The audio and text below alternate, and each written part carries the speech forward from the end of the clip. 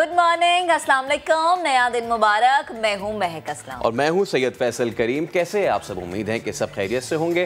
Programme का अगर इब्तिदा करें तो इब्तिदा में हम बात करेंगे हलचल की, और वो है सियासत में आने वाली हलचल की। सीधा रुख करेंगे बलूचिस्तान का, जहां सियासी बहरान बरकरार है। तहरीक अदम एतमाद आज पेश की जा रही है। बलूचिस्तान अवामी पार्टी और इत्तेहादी जमातों ने अपोजिशन समेत 40 अरकान की हिमायत का दावा भी कर रखा है। वज़ीर आला जाम कमाल ने ट्विटर का महाज संभाल रखा है। अब अपनी ही पार्टी के सीनियर रहनुमा जान जमाली पर तनकीद कर रखी है और लिख रखा है कि कुछ लोग बलूचिस्तान में लंबे अरसे से खेल खेल रहे हैं। बलूचिस्तान जान जमाली के लिए खेल ज़रूर होगा, मगर उनके लिए नहीं है। और आप अपना खेल जारी रखें, हम खिदमत जारी रखेंगे, ये भी कहा गया है। तो बलूचिस्तान में तहरीक अदम एतमाद आ रही है, लेकिन मुल्क में आज से एक नया एहतजाज है जिसका सिलसिला शुरू होने वाला है, और वो है अपोजिशन जमात मुस्लिम लीग नून जो है आज से हमें सड़कों पर नजर आएगी। महंगाई के खिलाफ मुल्क एहतजाज का आगाज रावलपिंडी से किया जाएगा। वैसे जब रावलपिंडी से मुस्लिम लीग नून ने किसी चीज़ का आगाज किया, नाकामी हुई है। शहबाज शरीफ की ज़ेर सदारत पार्टी के मुशावरती इजलास में एहतजाज के लिए मरकजी और सूबाई अहदेदारों की कमेटियां भी बनाई गई हैं। मरियम नवाज ने वजीर आजम पर तनकीद करते हुए ट्वीट पैगाम में लिखा कि तोशा खाना हजम कर गए और कहते हैं कि जवाब नहीं दूंगा। वैसे मरियम नवाज का ट्विटर बहुत ज़्यादा बोल रहा है। हर वक्फे यानी हर एक थोड़े से टाइम के बाद ना कुछ वो ट्वीट ज़रूर लिख रही हैं। और ये भी उन्होंने कहा कि सरकारी हेलीकॉप्टर पर सफ़र करने वाले को क्या खबर कि पाकिस्तान के अवाम पर क्या क़यामत गुजर रही है। इसके अलावा महंगाई के खिलाफ एहतजाज तो अपनी जगह, लेकिन कुछ खदशात का भी अब जिक्र हो जाए। पाकिस्तान समेत तेल दरामद करने वाले ममालिक में महंगाई बढ़ने का खदशा है, मतलब मजीद बढ़ेगी। IMF ने इलाकाई इकनॉमिक आउटलुक रिपोर्ट जारी कर दी है। इसमें कहा गया है कि तेल की आलमी कीमतों में इजाफा और पैदावार में कमी का भी खदशा है। ताहम अगले साल महंगाई में कमी मुतवक्किल है। वैसे अगले साल 3 महीने रह गए, देखते क्या होता है। लेट्स सी, जनवरी से कम होती है, फेब से, मार्च से, अप्रैल से क्या होता है। पाकिस्तान को अफगानिस्तान की बहरानी सूरत हाल के बाद सालाना $50 करोड़ इजाफी अखराजात बर्दाश्त करना होंगे। इस रिपोर्ट में लिखा गया है। पाकिस्तान में 15 लाख से ज्यादा अफगान मुहाजिरीन पहले से मौजूद है, और आपको याद होगा कि मोईद यूसुफ कह चुके शायद इन्हीं वजूहात की बिना पे अब हम किसी भी तौर पर इस सिचुएशन, इस कंडीशन में नहीं है कि हम मजीद अफगान भाइयों को अपने मुल्क में बर्दाश्त करें। एक अलग बात है कि हम उनके साथ खड़े हैं। IMF के रिपोर्ट और खदशात का जिक्र हमने आपके सामने किया। अब आपको बताएंगे कि अवाम बिजली के नए झटके के लिए तैयार हो जाए। क्यों लगने लगा है झटका, ये आपको बताते हैं। सेंट्रल पावर परचेजिंग एजेंसी ने नेपरा को 1 माह के लिए बिजली की कीमतों में मजीद $2.65 इजाफे की तजवीज़ दे दी है। अब जो कैमरा के उस पर बैठ के चाय पी रहा होगा ना, उसने चाय साइड पे रखी होगी, सर पकड़ लिया होगा कि ये क्या है, लेकिन चलें थोड़ा सा बर्दाश्त कर लें। 1 महीने के लिए नेपरा 27 अक्टूबर को समाप्त करेगा, और मंजूरी की सूरत में सार्फिन पर 20 अरब का बोझ पड़ेगा। सही बात है। आप भी मेरे उसी सफ में है कि जो कह रहे हैं 200 रुपये भी हो जाए, आवाम कर लेंगे बर्दाश्त, कोई मसला नहीं है। क्योंकि पेट्रोल की बढ़ती कीमतें पहले ही जिंदगी मुश्किल बना चुकी हैं। ऐसे में बिजली महंगी होना शहरियों पर ज़मीन तंग करने के मुतरादिफ होगा। ये इजाफा तो वो है जिसकी अभी मंजूरी मिलनी है, लेकिन मौसम की तब्दीली के साथ ही LPG के बाद लकड़ी की कीमत में भी खुद साख्ता इजाफा कर दिया गया है। फी मन 150 रुपये तक इजाफे के बाद कीमत तारीख की बुलंद तरीन सतह 900 रुपये मन तक जा पहुंची। जो आप कह रही थी ना कि जो लोग चाय उन्होंने एक साइड पर रख दी होगी, उन्होंने चाय साइड पर रखी होगी, पंखा बंद किया होगा, फ्रिज बंद किया होगा, बोला यार जितनी बिजली बचानी है वो जल्दी बचा लो। अच्छा, आप ये देखिए कि जैसे जैसे सर्दियाँ आती ना, मुझे लगता है या दीगर ममालिक में लोग तैयारी करते होंगे, सर्दियाँ आ रही हैं, वेकेशंस प्लान करेंगे, गर्म चीज़ें। वो हमारे मुल्क में क्या होता है कि जो बेचारे सोच रहे होते हैं कि आग सेकेंगे और घरों में जनाब हीटर लगेगा या गीज़र हम लगवा लेंगे, अब वो बेचारे ये भी नहीं कर सकते ना, क्योंकि हर चीज़ तो महंगी होती जा रही है। और जब हर चीज़ महंगी होती है तो फिर सवाल उठता है कि क्या रियासत मदीना में ऐसा होता है कि आवाम को जो है वो उनके हालों पर छोड़ दिया जाए। आज हम उस शख्सियत की भी बात करेंगे, उस हस्ती की बात करेंगे जिसकी वजह से मैं, आप, हम सब, बल्कि मैं ये कहूँ कि कुल कायनात मौजूद है। ये दोनों जहां बनाए गए तो गलत नहीं है।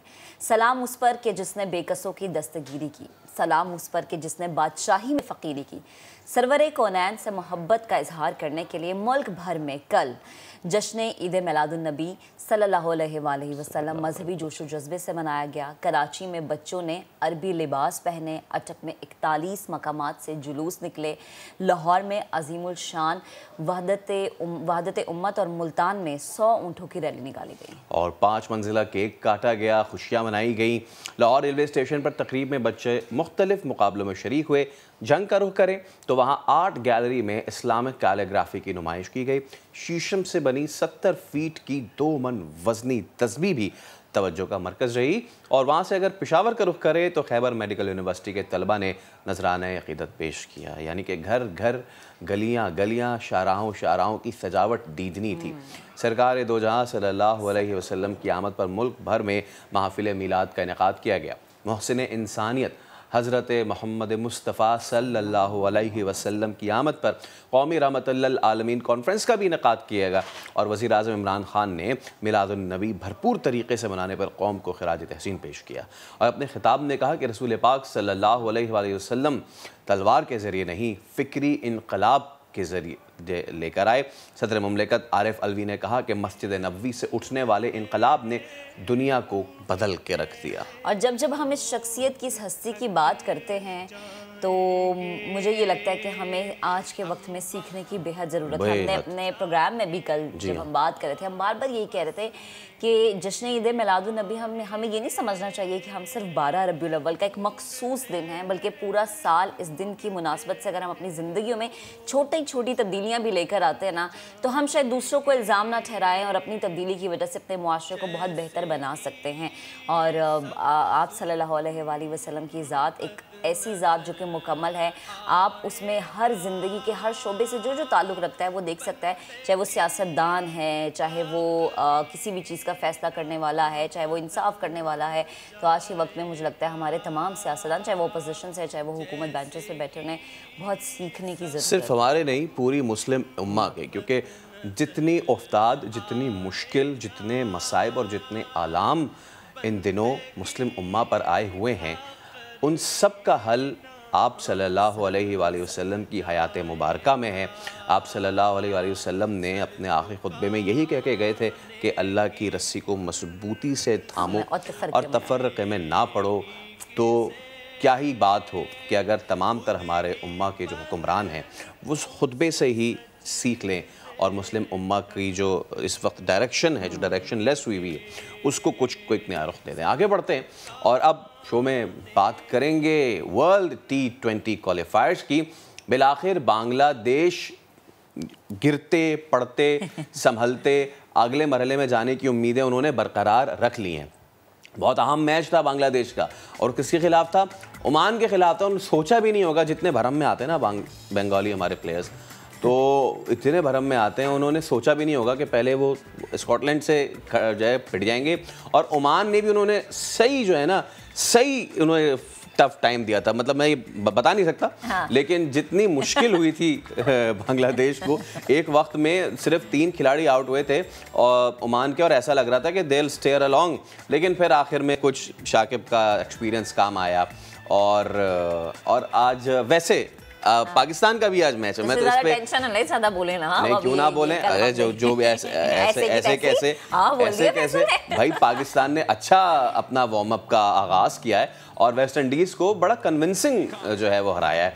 बहुत अच्छा बाबर ने भी खेला, रिजवान इतना अच्छा परफॉर्म नहीं कर सके, लेकिन फ़खर जमान की अच्छी नज़र आई उनकी फॉर्म, और बॉलिंग में भी हमें अच्छा नज़र आया। और एक तरफ बाबर ने 50 की, दूसरी तरफ हारिस रऊफ ने की। और वो कैसे कि उन्होंने बॉलिंग में की। मतलब खुदा का वास्ता है, इतने रन्स कौन लीक करता है, वो भी वार्म अप मैच में, और ख़ास तौर पे एक ऐसे मैच में कि जहाँ पे जो अगली टीम है वो बनाई 130 रन रही है और उसमें आप इतने ज़्यादा रन्स दे दें तो आगे तो अल्लाह ही खैर है।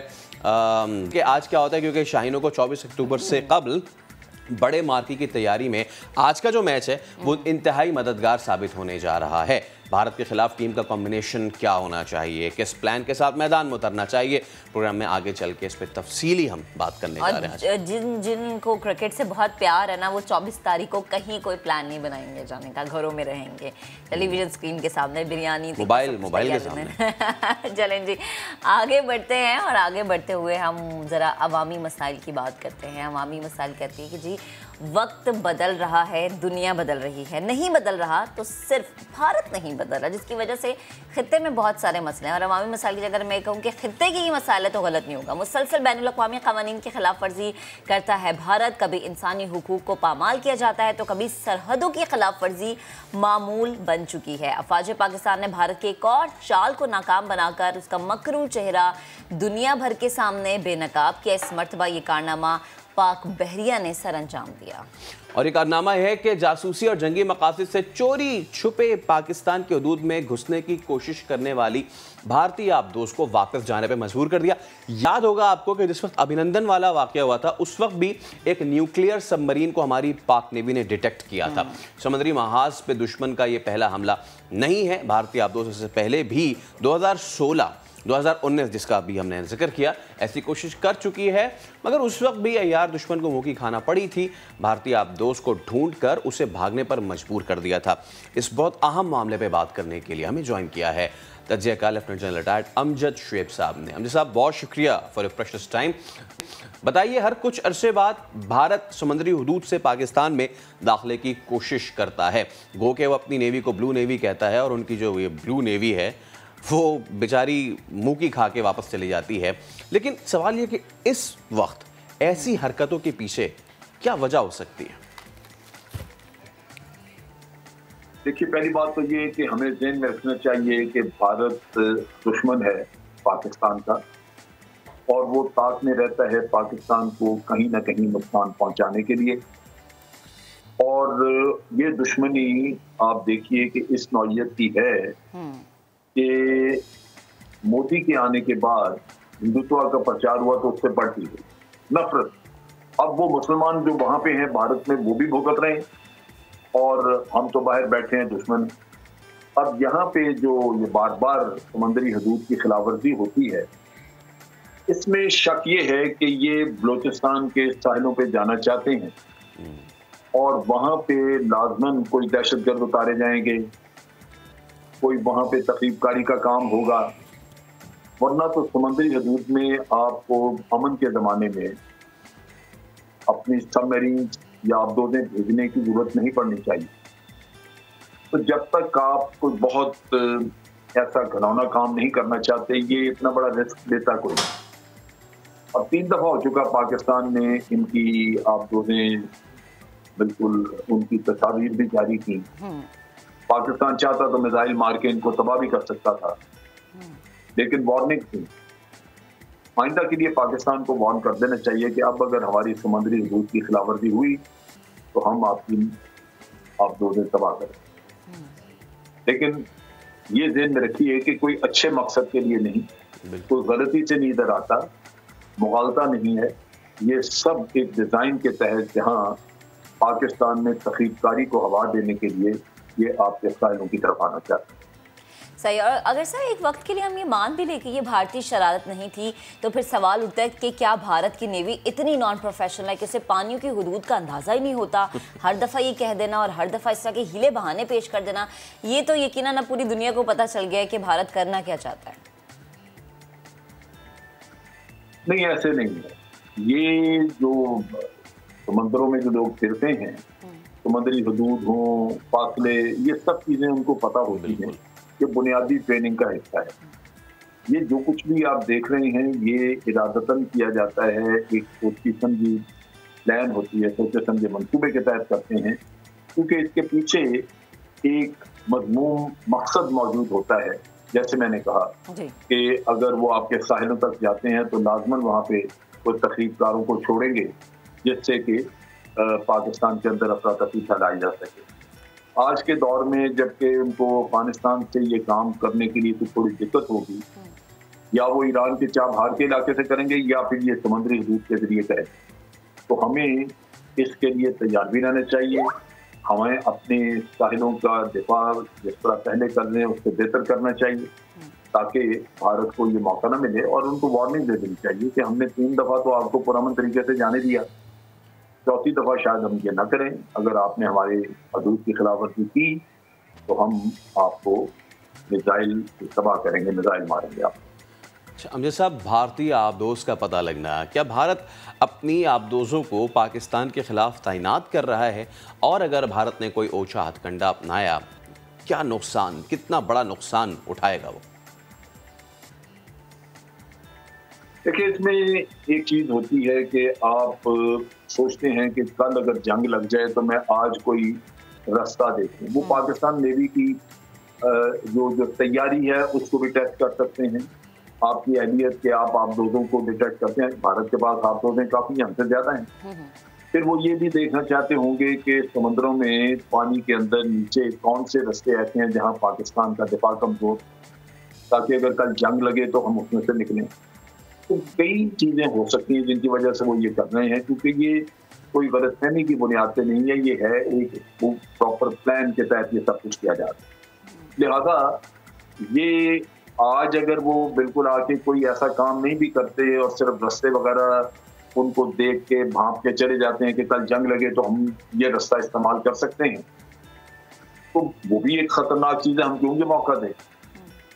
बावजूद इसके कि उन्होंने देख लिया कि 3 दफा वो डिटेक्ट हुए, इसका मतलब है जो डिटेक्शन होती है इसका मतलब ये है कि हकीकतन वो जो सबमरीन है वो मार दी गई है, वो तबाह कर दी गई है। क्योंकि ये आपके रहमो करम पे है, जब वो डिटेक्ट हो जाती है फिर आपके रहमो करम पे है कि आपने उसको तबाह नहीं किया, वरना तो तबाह तस्वर की जानी चाहिए।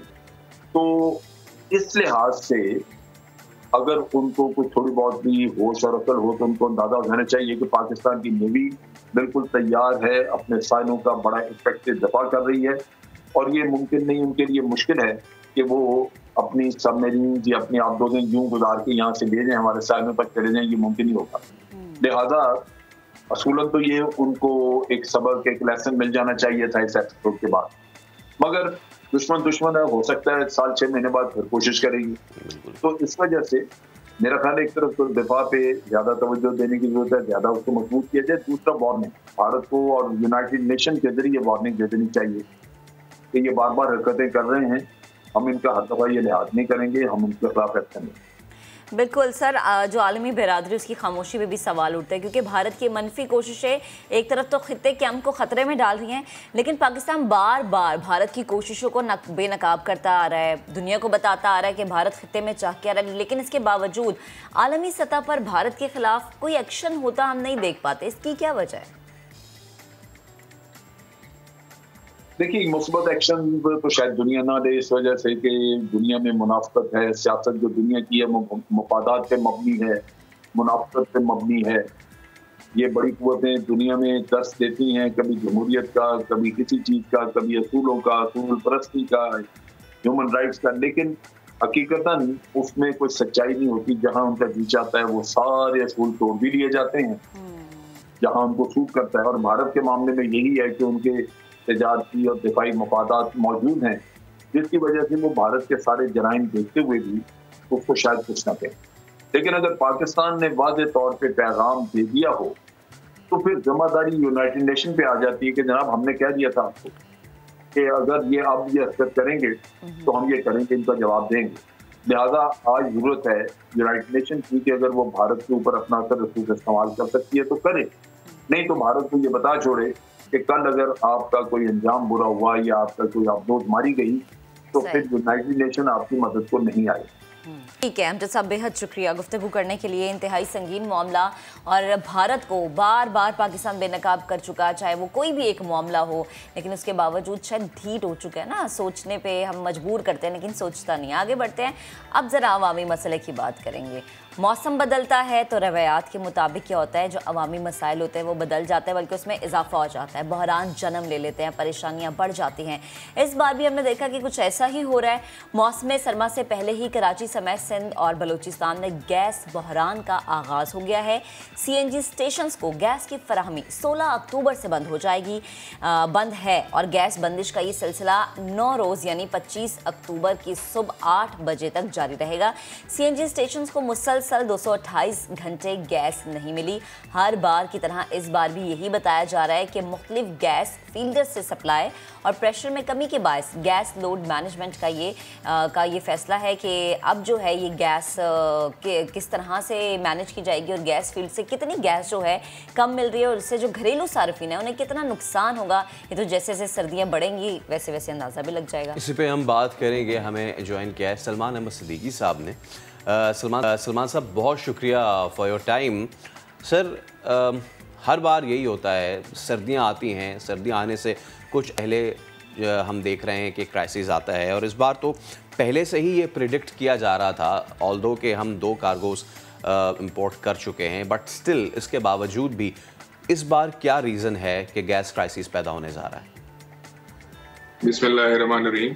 देखिए, ये समझना बहुत ज़रूरी है कि ये क्राइसिस, जैसे आप क्राइसिस कह रहे हो, वहाँ पे थोड़ा इशूज हो भी रहे हैं।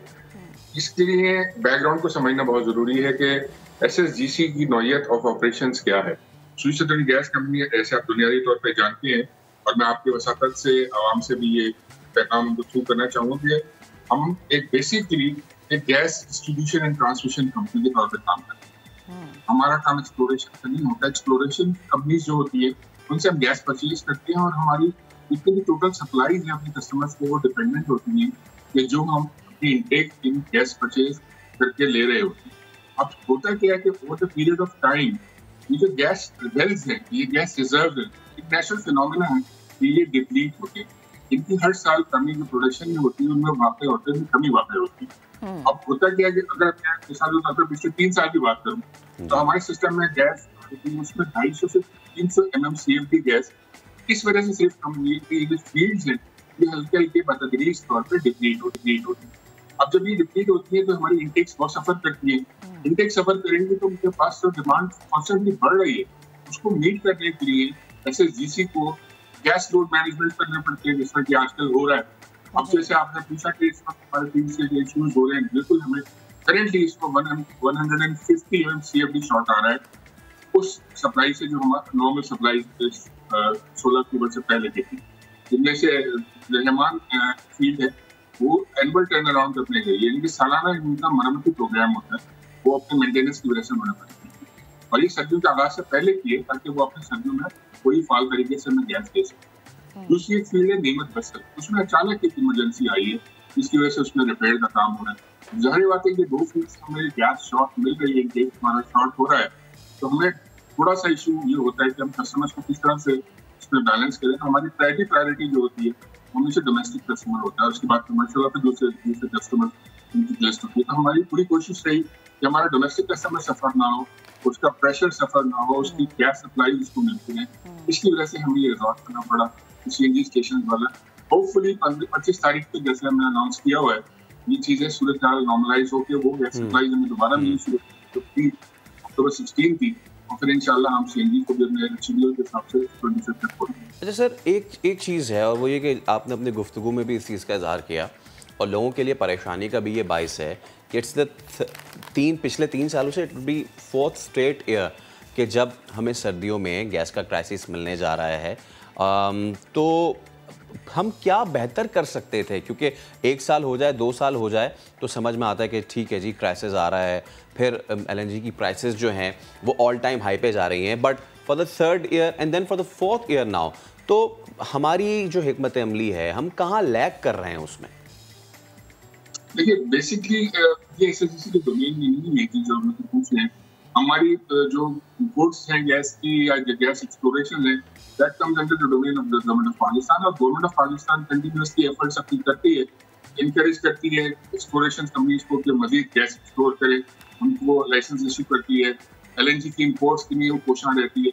लेकिन डेफिनेटली जो हमारा डोमेन है तो हमको आपको बता चुका हूँ कि हम डिपेंडेंट होते हैं अपने गैस जो हमारी सप्लाई मिल रही होती है। जब प्रॉब्लम दूसरी आती है जो हर साल थोड़ा ग्रेव हो जाता है, हर साल हमारे कस्टमर ऐड हो जाते हैं, हमारी डिमांड बढ़ जाती है। जब डिमांड बढ़ती है तो ज़ाहिर सप्लाई वही कॉन्स्टेंट हुई होती है, तो इश्यूज को मैनेज करना इस तरह से थोड़ा सा इशू होता है कि हमारी सप्लाई एडवोकेट डिटोरिएट हो रही होती है। जैसे मैंने आपसे बताया तो पिछले 3 साल के अंदर 250 से 300 MMCF हमारे सिस्टम में कमी वाकई हुई है, तो उसकी वजह से ये कहते हैं और देर बाद हल के लिए गवर्नमेंट पाकिस्तान ये कोशिश करे कि अब मजीद LNG टर्मिनल लगाए जाएं जैसे फिलहाल अभी 2 LNG टर्मिनल्स काम कर रहे हैं, तो मजीद टर्मिनल्स होंगे तो मजीद जहाज आएंगे, कार्गोज आएंगे, तो उसकी वजह से सिस्टम में नया गैस ऐड होगा।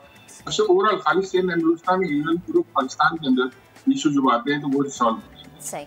अच्छा सलमान साहब, आपने एक बड़ी अच्छी चीज़ की, आपने कहा हम चाहते हैं कि जो घरेलू सार्फिन है उन्हें ज़्यादा मुश्किलात ना हो, तभी ये स्टेप लिया गया CNG स्टेशन बंद करने का। लेकिन हम देखते हैं मुख्तलिफ शहरों में होता है ऐसे कि टाइमिंग बना दी जाती है, स्पेशली जब सर्दियाँ अपनी बहुत ज़्यादा पीक पे होती हैं, कि रात 10 बजे के बाद रात 1 बजे तक जो है 2 बजे तक गैस नहीं आएगी, सुबह 6 बजे तक गैस नहीं आएगी। तो जैसे जैसे सर्दी बढ़ती है आवाम का मसला बढ़ता चला जाता है, इसका कोई हल नहीं निकलता। शायद 10-15 दिन के लिए हल निकला है, लेकिन उसके बाद होता फिर यही है कि अवाम यही शिकायत करती नजर आती है। कुछ इलाकों में दोपहर 2 से रात 6 बजे तक नहीं आती। जैसे जिस एरिया में मैं रहती हूँ वहाँ पर अक्सर ऐसा होता है कि रात 10 बजे से रात 1 बजे तक गैस नहीं होती है। तो ये लास्ट ईयर हमने देखा कि विंटर में आवाम को सामना करना पड़ा इस चीज़ का बहुत ज़्यादा। इस दफ़ा हम ये देखें कि जिस तरह की हिकमत अमली आप बता रहे हैं, इस तरह का कोई मसला नहीं होगा। देखिए मसाइल तो जरूर रहेंगे, इससे कोई बड़ा नहीं, जो गलत बात नहीं कहूँगा आपसे, कि मसले बिल्कुल नहीं होंगे, बिल्कुल 100% ठीक नहीं होगा। लेकिन हमारी एफर्ट पूरी फोकस यही है कि हमारे डोमेस्टिक कस्टमर और उसके बाद कमर्शियल जहाँ तनूर से रोटी लेने जाती हैं लोग, वो भी इशूज हमें ना आए, आवाम को ना आए। जो आप बात करें कि ये कुछ एरियाज के अंदर गैस के प्रेशर्स की, देखिए वो हमें भी कंप्लेंट्स आती है और हम उसको ठीक भी करते हैं, लेकिन वो ओवरऑल एरिया की नहीं होती। ये थोड़ी समझने की जरूरत है कि जो हमारी सप्लाई लाइन्स किसी एरिया के थ्रू गुजर रही होती है, जिसे हम डिस्ट्रीब्यूशन लाइन्स कहते हैं, कुछ मेन लाइन्स होती है, फिर उसके अंदर कुछ सब लाइन होती है, ब्रांच आउट होती है, गलियों मोहल्लों तक जा रही होती है। उनके अंदर कभी कभी जो टेल एंड पे घर होती है, यानी कि जो गली के आकर घर होते हैं या मोहल्ले के आकर के जो गलियां होती हैं, वहां पर कभी कभी गैस प्रेशर के इशू आते हैं और जरूर इसलिए भी आते हैं कि कभी कभी पावर आउटेजेस होती है, तो लोग जो इलीगली गैस जनरेटर जिन्होंने लगाए हुए होते हैं उसको ऑन कर लेते हैं क्योंकि अपनी इलेक्ट्रिसिटी नीड पूरी करने के लिए। और वहां पे क्या होता है कि वो जो वो प्रेशर सक करती है वो जनरेटर उनके, तो वो जो पाइपलाइन में हमारा लोड बढ़ता है, अचानक बराबर वाले की किचन में चाय भी नहीं पका सकते वो। तो ये इशूज से कंपनी जो वो गैस की लोड शेडिंग कर रही है, ओवरऑल एरियाज को बंद करके, ऐसा कुछ भी नहीं है। हाँ, जहाँ नए कंप्लेंट आती है कोशिश करते हैं कि वहाँ की एक दफा लाइन से दोबारा सर्विस करके उसको बेहतर कर सकें, लेकिन जो टेल एंड पे घर होते हैं, जो मोहल्ले होते हैं, वहाँ इशूज रहते हैं। राइट। अच्छा सर, मैं चाहूँगा कि आप ये ज़रूर पिक्चर हमारे सामने रखें कि जो फोर्थ कमिंग विंटर सीजन है कितना टफ होने जा रहा है। Are we looking at partial closures of the CNG stations और कंप्लीट क्लोजर? इसका इंडस्ट्री पे क्या इफेक्ट पड़ने जा रहा है? मास्टर, मैं इससे पहले आपके सवाल से पहले थोड़ा सा बैकग्राउंड दे दूं। इस सर्दियों की वजह से देखिए, कराची में आपके घर में भी, मेरे घर में भी, हर घर में भी हम लोग गीजर्स खोल लेते हैं। ओवरऑल कराची में हमारा जो 30 मिलियन कस्टमर है, उसमें से मेजर शेयर हमारा कराची शहर में, बल्कि पूरा हर जगह जहाँ जहाँ जिसके पास गीजर है वो सर्दी की आमद से पहले खोल लेते हैं।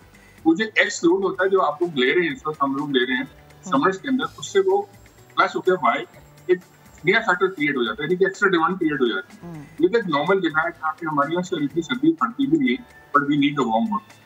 लेकिन ख्याल कीजिए उन इलाके की बात, जैसे बलूचिस्तान के इलाके हैं ना, कोयटा है, ज़ियारत है, करनाई है, ये गुरबत है, इन जगहों पे तो नुक्ता जमात से नीचे चला जाता है पारा।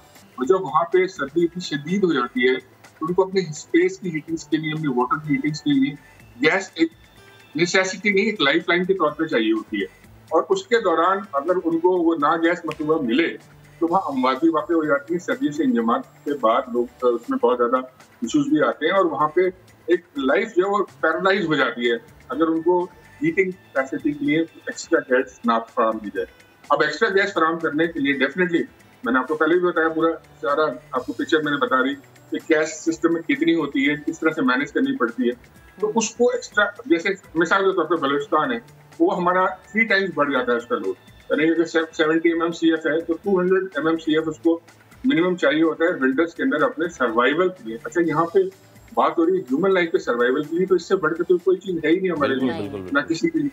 हमारी पूरी प्रायोरिटी ये होती है कि बलूचिस्तान जो स्पेशली और सिंध के जो इंटीरियर इलाके हैं जहाँ पे सर्दी ज्यादा पड़ती है, वहाँ की गैस सप्लाईज को ऑगमेंट करने के लिए हम थोड़ा सा गैस लोड मैनेजमेंट प्लान बनाए। अच्छा, और वो जो गैस लोड मैनेजमेंट प्लान होता है हमारा, वो होता है गवर्नमेंट ऑफ पाकिस्तान की ECC से approve gas distribution sectoral policy है, उसके तहत उसके अंदर प्रायोरिटी लिस्ट होती है। हमें पहले सबसे पहले डोमेस्टिक कस्टमर, फिर कमर्शियल कस्टमर, उसके बाद डिफरेंट है और ट्रैवलर। लेकिन अनफॉर्चुनेटली जैसे आपने कहा CNG, तो CNG उस प्रायोरिटी लिस्ट में सबसे लास्ट बर्थ पर है। तो जब सबसे पहले बंद करने की बात आती है तो यार सीएनजी को बंद करना पड़ता है, और ये हम अपने उससे नहीं करते। ये जो गवर्नमेंट ऑफ पाकिस्तान की पीसीसी अप्रूव सेक्टोरियल पॉलिसी है, अभी उसके अगेंस्ट एक्सरसाइज की जाती थी। तो जो आने वाली सर्दियां जैसे आपने पूछा, उसके अंदर भी हमें gas load management plan definitely करना पड़ेगा, बिकॉज क्योंकि हमारे पास इसका लोड बलूचिस्तान को देने की, इंटीरियर को देने की है, कैपेसिटी क्रिएट करेगी। वो यहाँ से कभी कैप्टिव पावर्स के थ्रू, कभी सीएनजी के थ्रू, कभी थोड़ा सा प्रेशर इश्यूज आएंगे मैनेज करने के लिए। थोड़ा सा सीजन अब नॉर्मल होता है, टफ तो मैं नहीं कहूँगा, लेकिन हमारे हिसाब से अब नॉर्मल होता है हमारे लिए, जो हमें मैनेज करनी पड़ती है इसकी। ऑलराइट। और सलमान साहब, आखिर में मैं आपसे पूछना चाहूँगा, क्योंकि ऑब्वियसली ये पिछले कुछ सालों से एक दर्द सर बना हुआ है, लॉन्ग टर्म सोल्यूशन क्या है? बिकॉज कुछ डेवलप्ड नेशंस हैं लाइक जापान, उन्होंने ये तरीका इख्तियार किया है कि उन्होंने जो है वो गैस स्टोरेज बना लिए हैं, which is a expensive option. ठीक है जी, तो पाकिस्तान जैसे ममालिक लॉन्ग टर्म सोल्यूशन के लिए क्या कर सकते हैं इफ़ तो गैस स्टोरेज अगर नहीं बनाते तो? Basically you are asking this question to a wrong person. कि बेसिकली हम तो, मैंने आपको बताया अगेन डिस्ट्रीब्यूशन साइड, तो हम जो प्लानिंग का पार्ट है, या इसको जैसे आप कह रहे हैं गैस स्टोरेज की, जापान की आपने मिसाल दी है, इस तरह की और भी चीजें, तो उसमें मैंने आपको पहले भी बताया कि गवर्नमेंट प्लान कर रही है मजीद एलएनजी टर्मिनल लगाने की। तो देखिए, जितनी गैस इंपोर्ट होगी या गैस सिस्टम में आएगी हमारे, definitely that will benefit the people of Pakistan. तो ये लॉन्ग टर्म प्लान जरूर, इस दफा का भी प्लान हुआ हुआ है, आगे का भी प्लान हुआ हुआ है, लेकिन I think it take time and nothing happens overnight. लेकिन फिर भी यू आर राइट कि ये अब तक काफी चीजें ऑर्डर में हो जानी चाहिए थी, but again this question has to be asked to the right people. सही। और सलमान साहब, जैसे आप कह रहे हैं ना कि रातों रात कुछ नहीं होता, तो ये रातों रात वाला मसला नहीं है, काफ़ी देर से चलता आ रहा है। आई थिंक शायद अब थोड़ा सा सीरियस स्टेप लेना चाहिए ताकि आवाम जो है इस मुश्किल से निकल सके। बेहद शुक्रिया गुफ्तगू लिए। तो आवाम को बहुत सारी चीज़ों के लिए तैयार रहना पड़ेगा। वैसे मैं कहती हूँ हमारे आवाम कितनी अच्छे ना, महंगाई के लिए भी तैयार हो जाते हैं, फिर बेचारे आवाज जब उठाते हुए आवाज नहीं सुनता, एडजस्टेबल हो गए हैं। के लिए भी तैयार पहले जब जरदारी हुकूमत में बिजली जाती थी तो अपने काम उसी हिसाब से हम एडजस्ट कर लेते थे कि इतने बजे करो, लाइट जाने वाली है। अब सर्दियों में करेंगे कि इस दिन सीएनजी भरा लो, क्योंकि अगले एक हफ्ते सीएनजी बंद होने जा रही है। फैसला ऐसा होता है, हम लंबी लंबी लाइनें देखते हैं। चले एक ब्रेक लेंगे, छोटी सी ब्रेक लेंगे, वापस आएंगे, हमारे साथ रहिएगा।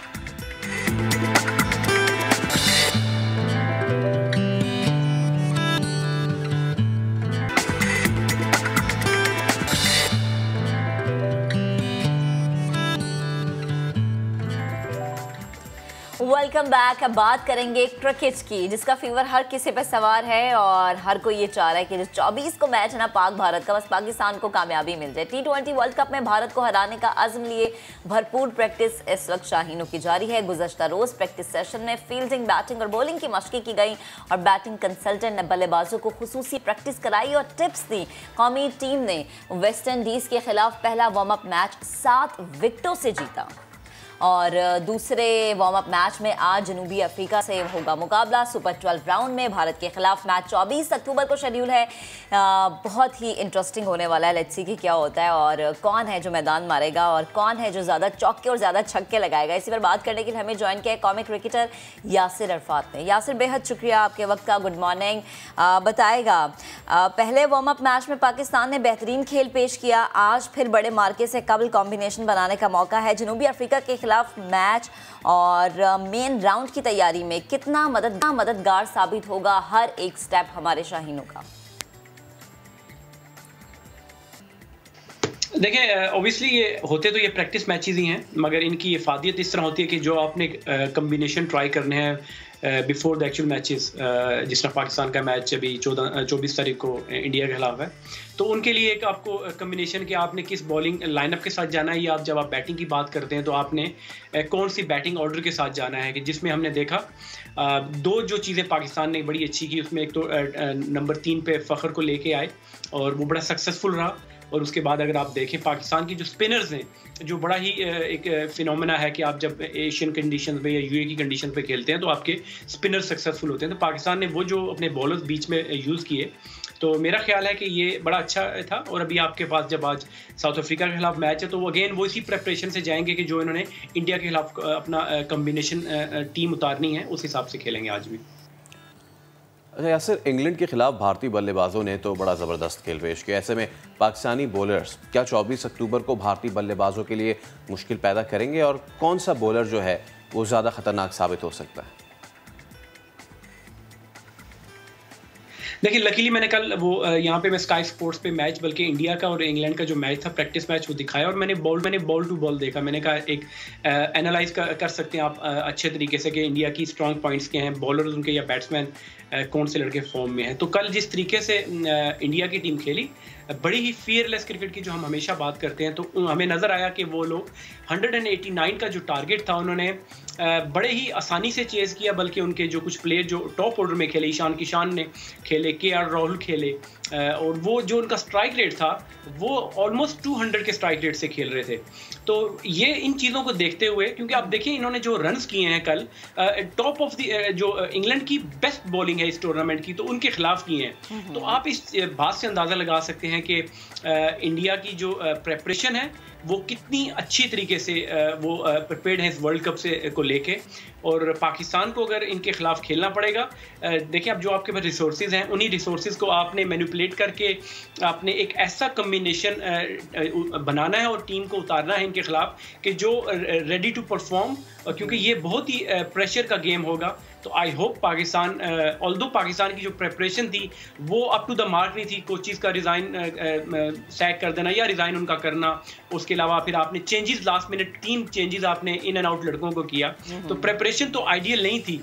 मगर अगर आप देखें कि पाकिस्तान टीम, ये जो कॉन्टेस्ट होता है इंडिया पाकिस्तान का, ये बहुत ही प्रेशर का होता है। ये आप नहीं कह सकते कि एक टीम के ऊपर प्रेशर ज़्यादा होता है या दूसरा, दोनों टीमों के पास इक्वल प्रेशर होता है। देखना ये होता है कि कौन सी टीम जो है इस प्रेशर को अच्छे तरीके से एब्जॉर्ब करती है और इस पोजीशन में होती है कि वो परफॉर्म करें।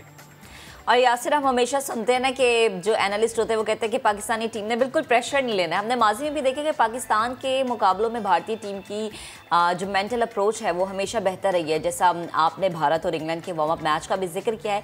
लेकिन आपको क्या लगता है कि इस बार कौमी टीम के नौजवान खिलाड़ियों का मेंटल अप्रोच हमें मुख्तलिफ नज़र आएगा?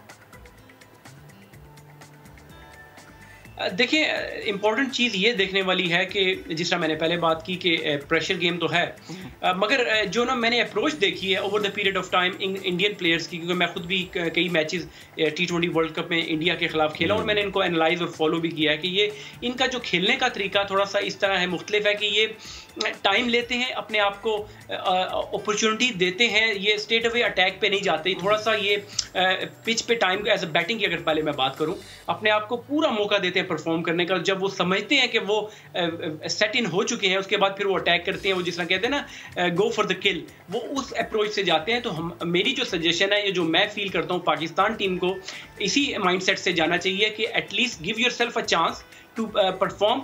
फाउंडेशन एक ऐसी बना दी जाए, जो शुरू के 6 ओवर होते हैं वहाँ पे एक ऐसी फाउंडेशन बना देनी चाहिए ताकि एक लंबा स्कोर जो है, आपने अगर टारगेट लगाना है, बोर्ड पे लगाना है, तो उसके लिए आपकी जो फाउंडेशन है वो बहुत इंपॉर्टेंट है फर्स्ट 6 ओवर। तो उसके लिए तभी होगा कि आपके जो टॉप के 3 प्लेयर्स हैं वो सेंसिबल बैटिंग करें, बजाय इसके कि जाते साथ ही एरी फेरी शॉट्स खेलें। उनको जाके थोड़ा सा टाइम पिच पे, क्योंकि इतना टाइम अगेन नहीं होता T20 में, मगर फिर भी आपको असेस करना पड़ता है कंडीशंस को। जो अगर आप ग्राउंड की जो बाउंड्रीज है उनको देखना पड़ता है, पिच का बिहेवियर देखना पड़ता है, उसके बाद जाके आपको एनालाइज करके अपनी परफॉर्मेंस करनी पड़ती है। तो पाकिस्तान के लिए ये मैसेज होगा कि वो थोड़ा सा अपने आप को टाइम दें और उसके बाद फिर जाके वो अटैक की तरफ जाएं। टॉप 3 की आपने बात की, रिजवान बाबर की ओपनिंग जोड़ी अच्छी लग रही है, फ़खर जमान ने 1 डाउन आके अच्छा परफॉर्म किया वार्म अप में, तो 4 और 5 पे किन बल्लेबाजों के साथ जाना चाहिए? देखिए, इसमें भी कोई मजाक नहीं है कि अगर आप ओपन में, अगर फ़खर ने ऑब्वियसली नंबर 3 पे बड़ा अच्छा प्रैक्टिस मैच में खेला है और उम्मीद करते हैं इसी नंबर पे उनको खिलाएंगे, नीचे नहीं करेंगे, और अगर ये ऊपर भी आ जाता है कोई इशू नहीं है। नंबर 4 पे आपके पास 3-4 साल से एक मुस्तनिद बैट्समैन जो आपकी बैटिंग की बैकबोन मोहम्मद हफीज़ मौजूद हैं। ऑल्दो उनके कुछ मैचेस अभी रिसेंट पास में इतने अच्छे नहीं गए, उसकी भी रीजन है, जिस तरह का उनका रवैया बोर्ड का उनके साथ रहा है वो एक डिफरेंट स्टोरी है। मगर अब जब ये क्रंच सिचुएशन आई है, इंपॉर्टेंट मैच आया है, तो इन हफीज जो है चौथे नंबर पर आपकी जो बैकबोन है बैटिंग की, उनको रिस्पॉन्सिबिलिटी लेनी पड़ेगी और परफॉर्मेंस करनी पड़ेगी, क्योंकि आपके जो ये 3-4 प्लेयर जो मेन आपके हैं सीनियर प्लेयर जिनको हम कहते हैं, उनको रिस्पॉन्सिबिलिटी लेनी पड़ेगी। और इस तरह के मैचेस में जब भी आपके ये प्लेयर परफॉर्म करते हैं और तभी जाके आप लोग मैचेस जीते हैं। 5वें नंबर पे थोड़ी सी डिस्कशन ये है कि आसिफ अली को खिलाया जाए, हैदर अली को खिलाया जाए, और एक और ऑप्शन ये भी हो सकती है कि आप रिजवान को एज अ बैट्समैन खिला के सरफराज को कीपर एज अ 5वें-6वें नंबर पे आप ट्राई कर सकते हैं। मगर मुझे ये लगता है कि हैदर अली की जो फॉर्म है उनको हो सकता है खिलाया जाए। ठीक, अच्छा यासिर, बैटिंग की आपने बात की, यूएई की कंडीशंस पाकिस्तान के लिए हमेशा से साजगार रही हैं। बॉलिंग कॉम्बिनेशन आपकी नज़र में क्या होना चाहिए? हमें कितने फास्ट और स्पिन बॉलर्स के साथ जाना चाहिए? देखिए, हमने बड़ी क्रिकेट, आपने भी बिल्कुल सही बोला कि जो यूएई की कंडीशन है, पाकिस्तान ने काफ़ी क्रिकेट खेली और पीएसएल के मैचेस भी शुरू के जो T20 फॉर्मेट के हमने काफ़ी वहाँ पे खेले, और लड़के जो हैं वो आइडिया है उनको उन पिचेस का, वो ग्राउंड की जो है वो जो उनका साइज़ है, स्क्वायर ऑफ द बाउंड्री के बड़ी पिचेस बाउंड्रीज हैं, स्ट्रेट बाउंड्रीज छोटी हैं, तो इन चीज़ों का आइडिया तो है पाकिस्तानी प्लेयर्स को, पाकिस्तानी बॉलर्स को। अब कम्बिनेशन की अगर आप बात करें, देखिए जिस तरह मैंने पहले बात की कि यहाँ पे हाई स्कोरिंग मैचेस नहीं हो रहे, IPL के मैचेस अगर आप देखें लो स्कोरिंग मैचेस हैं, तो हमारी जो मैनेजमेंट को, हमारे प्लेयर्स को ये असेस करना पड़ेगा कि यहाँ पे अगर 160 170 भी पाकिस्तान टीम अल्लाह करे तो डिफेंड करना चाहिए, क्योंकि ये एक अच्छा टारगेट है। ये जो माइंडसेट बन जाता है कि 170 आजकल डिफेंड, ऑब्वियसली अगर कहीं और आप खेल रहे होते तो वहाँ पे डिफेंड करना मुश्किल है, मगर इन पिचेस पे अगर हमारे बॉलर को अगर ये इतना टारगेट हमारे बैट्समैन अगर दे दें तो उनके लिए डिफेंड करना ईजी होगा। अगेंस्ट स्पिनर्स हैं, जिस तरह पहले मैच में अच्छी परफॉर्मेंसेस की हैं, तो मैं देखें ये कोई लिखी चीज़ नहीं होती कि अगर आपके शाहीन फास्ट बॉलर है तो उसको 4 ओवर फिनिश करने, अगर वो अच्छी बॉलिंग नहीं कर रहा तो अच्छे कप्तान की यही क्वालिटी होती है कि अगर वो जल्दी असेस करता है कि कौन सा बॉलर उसका जो है ऑन द डे अच्छा बॉल कर रहा है। तो बाबर आजम को यहाँ पे बड़ा ही क्रिटिकल होके एनालाइज करना पड़ेगा अपने प्लेयर्स को कि जो ऑन द डे अच्छी बॉलिंग कर रहा है, उसका जो माइंडसेट है, कॉन्फिडेंस लड़के को है, तो अगर स्पिनर अच्छी बॉलिंग कर रहे हैं तो स्पिनर से बॉलिंग करा देनी चाहिए, और अगर आपके फास्ट बॉलर अच्छी कर रहे हैं तो आप उनसे करा दें। तो ये एक चीज़ देखने वाली होगी, क्योंकि लास्ट प्रैक्टिस मैच जो वेस्ट इंडीज़ के खिलाफ हुआ वहाँ पे हमने देखा कि हारिस रऊफ ने 3 ओवर तो अच्छे किए, मगर चौथे ओवर में उसको मार पड़ गई, जिसकी वजह से उनको 20 रन 1 ओवर में पड़ गए। तो ये छोटी छोटी चीज़ें जो है मैनेजमेंट को और हमारे कप्तान को on the day on the field जो है बड़े क्रिटिकल डिसीजंस करने पड़ेंगे। अच्छा, हफीज़ और शुएब मलिक ऑब्वियसली एक्सपीरियंस तो है इनके पास, इनके एक्सपीरियंस के साथ बाबर के लिए कप्तानी कितनी ज़्यादा आसान हो जाएगी? देखिए बिल्कुल, हफीज़ ने भी 2 वर्ल्ड कप में मेरे ख्याल से, मैं अगर गलत नहीं हूँ, कि कप्तानी की है T20, शुएब मलिक ने कप्तानी की, और सारे ही वर्ल्ड कप जितने हुए ये दोनों प्लेयर ऐसे हैं कि जो इन सब वर्ल्ड कप्स में रहे, तो उनका होना, फिर सरफराज खुद कप्तान है, ड्रेसिंग रूम में अगर खेलते हैं तो अच्छी बात है, नहीं भी खेलते तो आपके पास एक रिसोर्सेज हैं कि जो आपको अगर कोई क्रंच सिचुएशन आती है या आपको समझ नहीं आती, आप प्रेशर में आ जाते हैं, तो आपके राइट लेफ्ट पे ऐसे सीनियर प्लेयर्स मौजूद होंगे कि जो आपको राइट गाइडेंस, अच्छे मशवरे ऑन द स्पॉट दे सकेंगे। तो ये ब्लेसिंग इन डिस्गाइज है बाबर आजम के लिए कि उनके पास इतने एक्सपीरियंस और सीनियर प्लेयर मौजूद हैं टीम में। ठीक, यासिर, लास्ट में सवाल आपसे कि आप T20 स्पेशलिस्ट रहे हैं, बड़े मैच से पहले आप कौमी क्रिकेटर्स को क्या पैगाम देंगे? हिकमत अमली और स्ट्रेस नहीं लेना, मज़ीद क्या क्या चीज़ें कर सकते हैं? देखिए, अगेन मैंने जिस तरह पहले बात की कि प्रेशर जो होगा दोनों टीमों पे होगा। अब इसमें आप देखें, मैंने जो बात की वो बड़ी की बात ये है कि इंडिया को जो मैंने एनालाइज किया इन द रिसेंट पास, उनका ये खेलने का तरीका होता है कि वो जाके थोड़ा सा टाइम लेते हैं, 1-2 ओवर असेस करते हैं, बजाय कि पहले या दूसरे ओवर में एक विकेट गिर जाए आप बैकफुट पे आ जाते हैं। आपको जाके जब आप बैटिंग कर रहे हो पाकिस्तान टीम, तो वहाँ पे जाके थोड़ा सा टाइम लें, सिंक इन होने की कोशिश करें, जो एटमॉस्फेयर है, जो प्रेशर है, उसको थोड़ा सा रिलैक्स होने दें। फिर जब आप समझे कि आप कॉन्फिडेंट हो गए हैं, उसके बाद फिर आप अटैक पे जाएं, और सेंसिबल अटैक। अटैक का मतलब ये नहीं होता कि हर दूसरी बॉल पे आप चौका या छक्का मारें। आपको अगर लूज बॉल मिलती है आप उसको कैश इन करें। सेल्फलेस किस्म की क्रिकेट खेलनी पड़ेगी, अपने स्ट्राइक रेट के लिए नहीं खेलना पड़ेगा, मुल्क के लिए और टीम के लिए खेलना पड़ेगा। और आई एम श्योर ये इस राइट फ्रेम ऑफ माइंड से अगर आप जाएंगे तो आप अच्छी क्रिकेट खेलेंगे।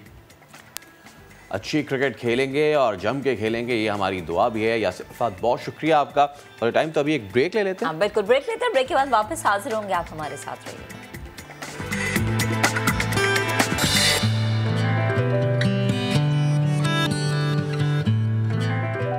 Welcome back. स्वात ले चलेंगे यहाँ ताइक्वांडो के मैदान में डंका बजाने वाली 2 जवां साल खातीन खिलाड़ी बुशरा और चांद बीबी अब कौमी सतह पर अपनी सलाहियतों के जौहर दिखाएंगी। और 4 नवंबर से इस्लामाबाद में शुरू होने वाली चीफ ऑफ स्टाफ चैंपियनशिप में कामयाबी के लिए दोनों खवातीन खिलाड़ियां पुरजोश हैं, खूब तैयारियां कर रही हैं।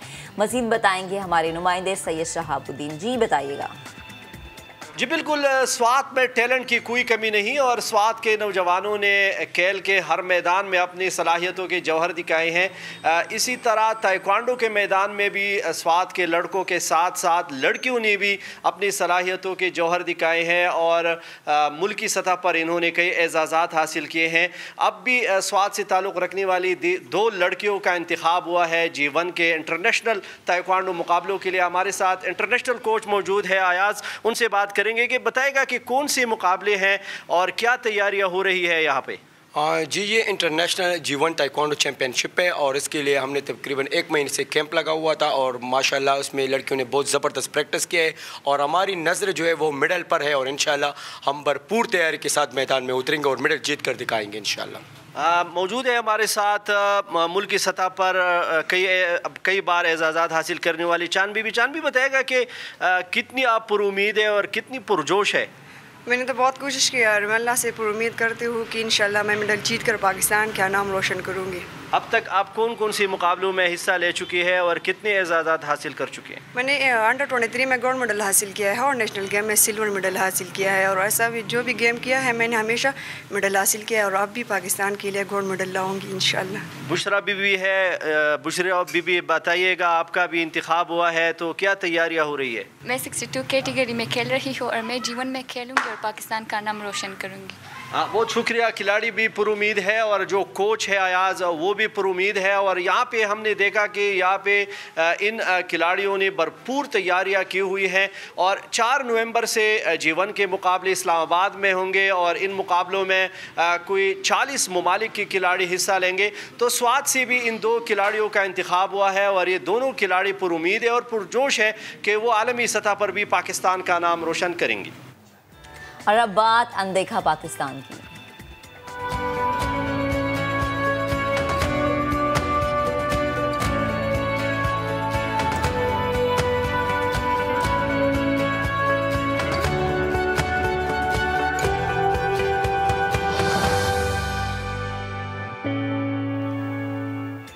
पंजाब में कोयले की कान से रोजाना कई टन कोयला निकाला जाता है। इस मजदूरी के दौरान अगर कोई मर जाए तो मुआवजा मिलता है और ना ही किसी और किस्म की मदद। शाहीन मिसाल हमारी रिपोर्टर आपको लिए जाएंगी 2000 फीट की गहराई में और इस गहराई में उन्होंने क्या कुछ देखा ये उनकी जुबानी उनकी रिपोर्ट में जानिए।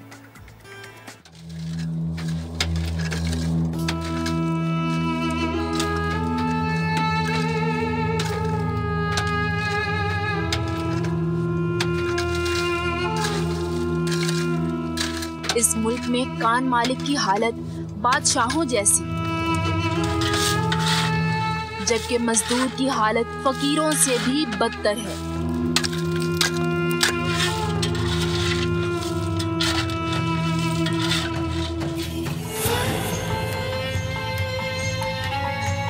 बच गया तो फिर मिलेंगे, जो मर गया तो सलाम आखिरी है।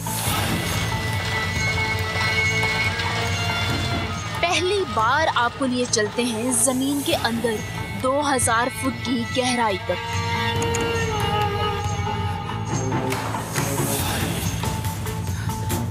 कोयले की कान जहां मजदूर की हर सांस मौत के साए तले गुजरती है। पेट का ईंधन बुझाने के लिए उन्हें रोजाना इस काली वादी में उतरना पड़ता है।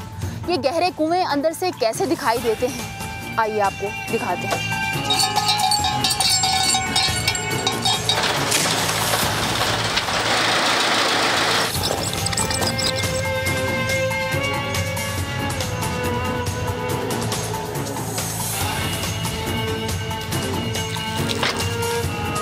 चकवाल के सरसब्ज पहाड़ों की गोद में गहरे काले कुएं जो कानकुनों के लिए मौत की वादी बन सकते हैं।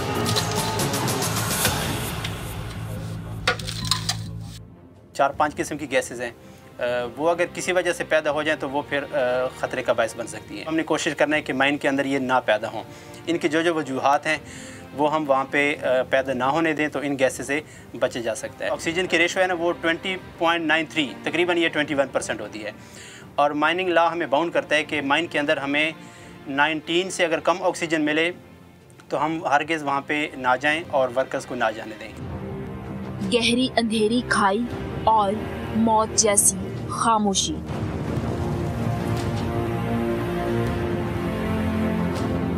सर पे टनों वजनी पहाड़ जो किसी भी वक्त अंदर मौजूद मजदूरों पर गिर सकता है। चकवाल में कोयले की जितनी भी कानें हैं उनकी गहराई 2000 फुट से शुरू होती है और जिस कान में हम जा रहे हैं ये भी तकरीबन इतनी ही गहरी है जहां रोजाना मजदूर अंदर जाते हैं और कोयला निकालते हैं।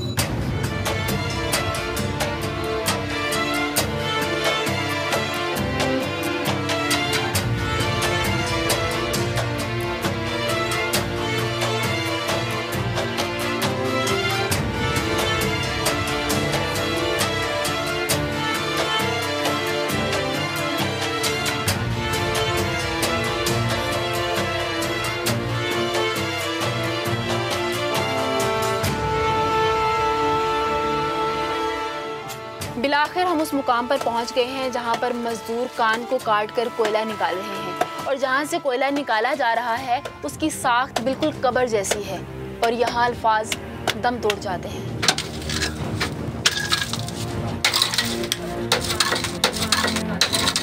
2 फुट की जगह सर पे पहाड़, लेटकर कोयले का पहाड़ काटते मजदूरों के लिए खड़े होना तो दूर गर्दन तक सीधी नहीं कर सकते और अगर मैथीन गैस जमा हो या ऑक्सीजन की कमी हो जाए या फिर कान बैठ जाए तो ये कानें मजदूरों की सांसें छीन लेती हैं।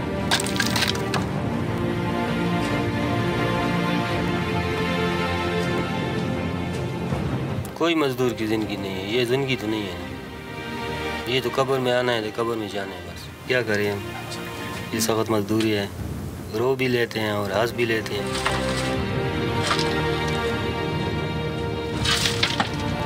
जैसा कब्र है ऐसा हमारा काम है समझो, लेकिन बाल बच्चा है पीछे, इसके लिए तो कुछ कमाना पड़ेगा और कोई हमारे पास रास्ता नहीं है। हम लोग जब काम पे आते हो ना तो हम लोगों को कोई पता नहीं है कि हम जिंदा निकलूँगा या नहीं निकलूँगा।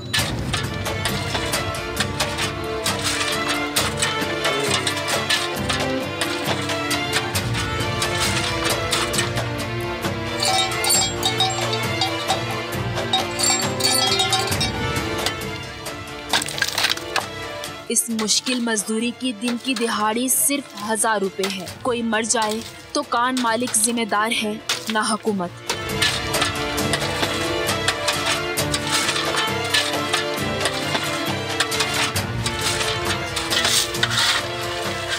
कितने मजदूर मर गए हैं और कोई ऐसे कंपनी वाले हैं कि उनको मुआवजा भी नहीं देता है। जिसको सट लग जाता है वो दवाई भी नहीं करते उसके ऊपर। किसी मजदूर का यूबी कार्ड भी नहीं बनता है और मजदूर बूढ़ा हो जाता है और बुढ़ापा पेंशन हुकूमत उन लोगों को देता है जो माइन के अंदर भी जाते नहीं है।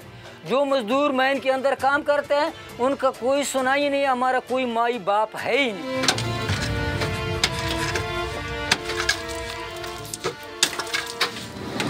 चकवाल में पंजाब की पहली मॉडल कोयले की कान भी बनाई गई है ताकि माइंस मैनेजर, कारकुनों और दीगर स्टाफ को ट्रेनिंग दी जा सके और हादसात से बचा जा सके।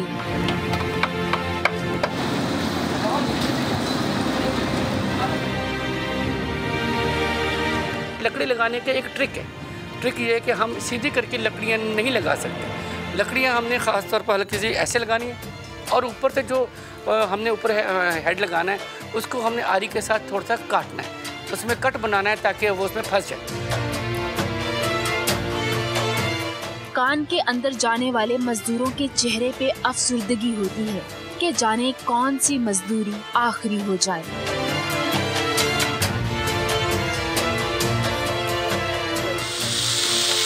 शाहीन निशाल, समा, चकवाल।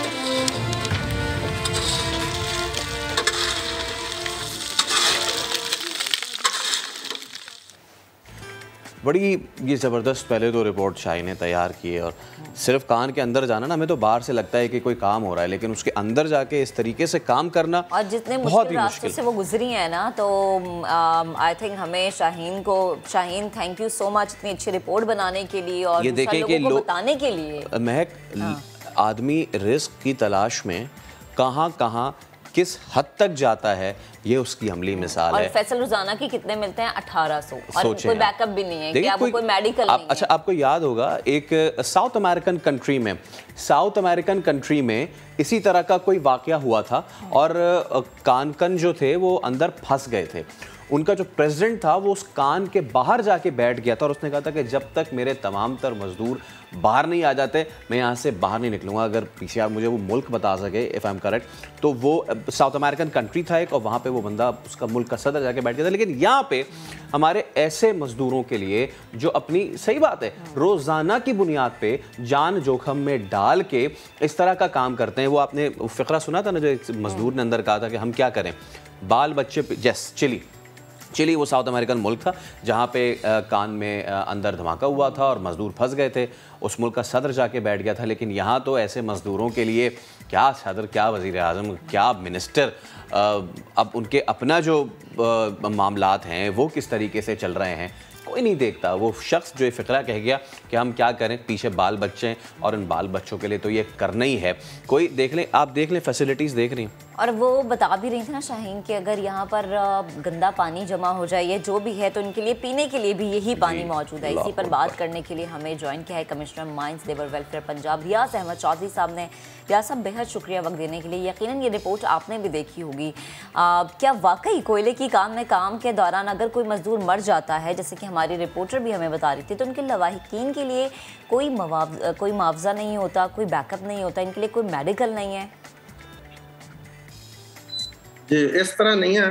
अच्छा। पंजाब में किसी भी कान में अगर हादसा हो जाए, कोई वर्कर फौत हो जाए, तो माइन मालिक की तरफ से 5 लाख कंपनसेशन अदा की जाती है, और पंजाब गवर्नमेंट भी डेथ ग्रांट की सूरत में 6 लाख अदा करती है। और माइंस लेबर वेलफेयर का अदारा जो है ये 50,000 रुपये देता है, जो फ्यूनरल चार्जेस और ट्रांसपोर्टेशन ऑफ डेड बॉडीज के लिए होते हैं।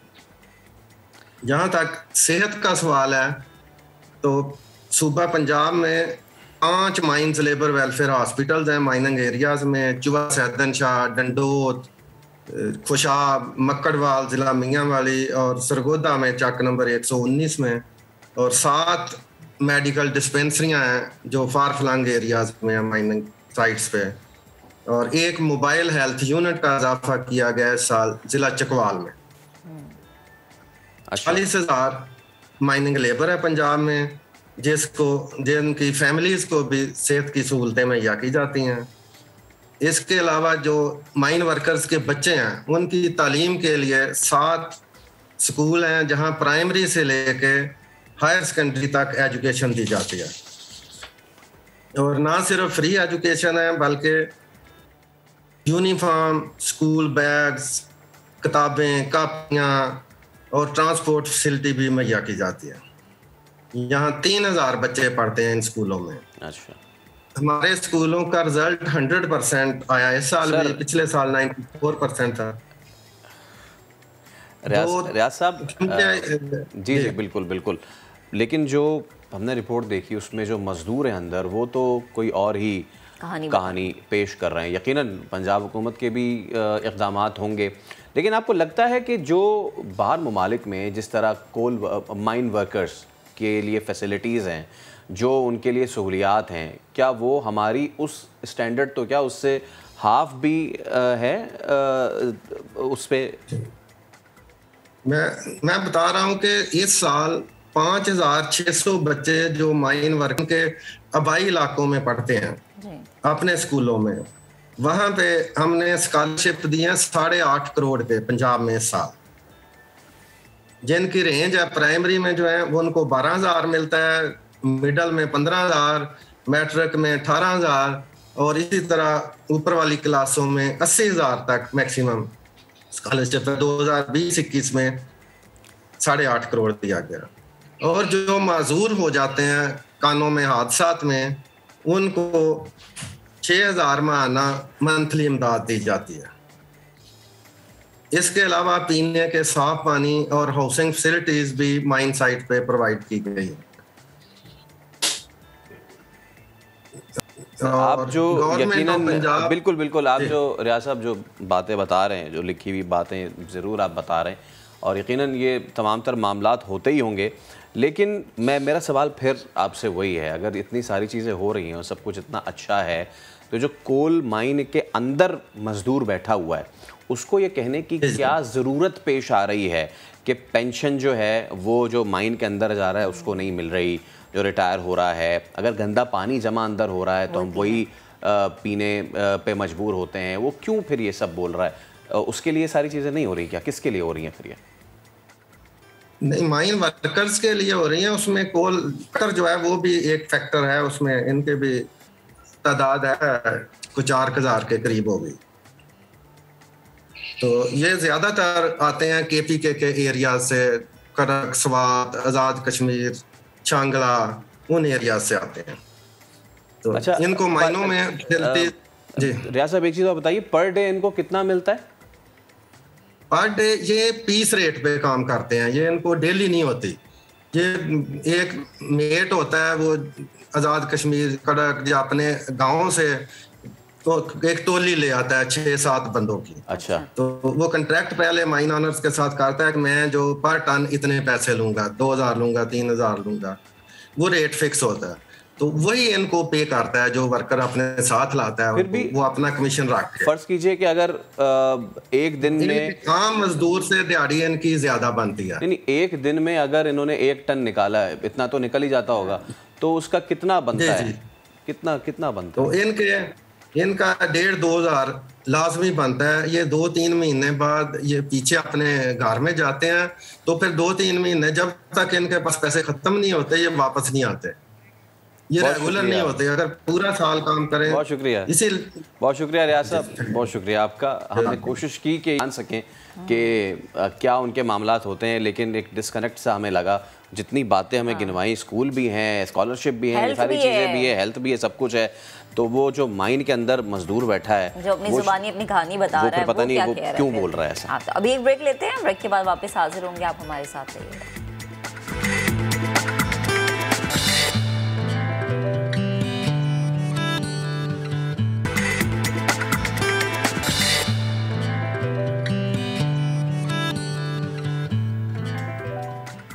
Welcome back. अहम खबर है कि जुडिशल कॉम्प्लेक्स इस्लामाबाद की बिजली 2 घंटे से गायब है। एहतसाब अदालतों में केसेस की समातें शुरू नहीं हो सकी बिजली न होने की वजह से।